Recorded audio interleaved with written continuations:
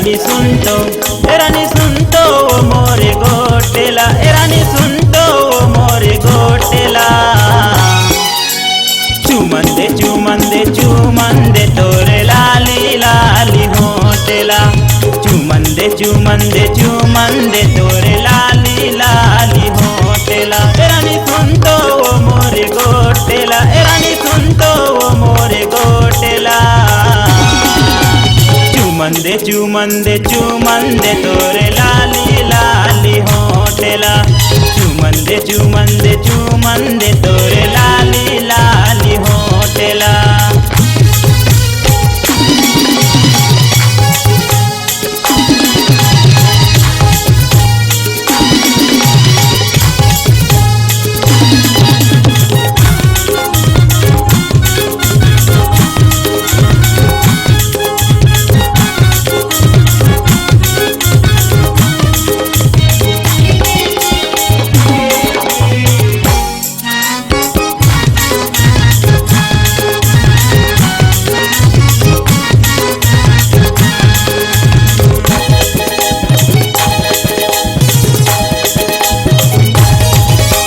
करिया चश्मा पहिरे काने में पहिरे बाली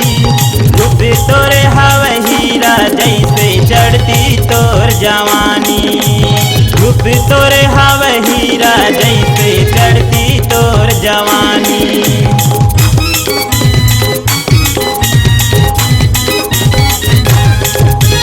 करिया करिया चश्मा पहिरे काने में पहिरे बाली रूप तोरे हवे हीरा जैसे चढ़ती तोर जवानी रूप तोरे हवे हीरा जैसे चढ़ती तोर जवानी रानी सुनतो मोरे गोटेला रानी सुनतो मोरे गोटेला चुमंदे चुमंदे चुमंदे तोरे लाली लाली होटेला चुमंदे चुमंदे चुमंदे तोरे लाली लाली होटेला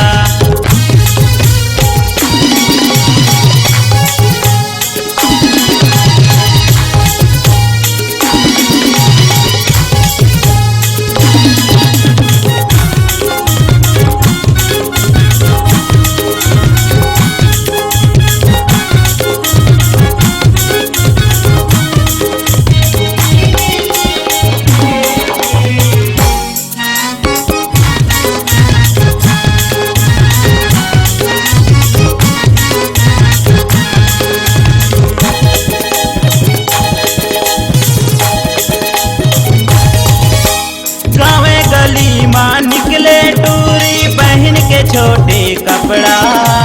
जमो गाँव के टूरा मन गोरी करत हवे वो लफड़ा जमो गाँव के टूरा मन गोरी करत हवे वो लफड़ा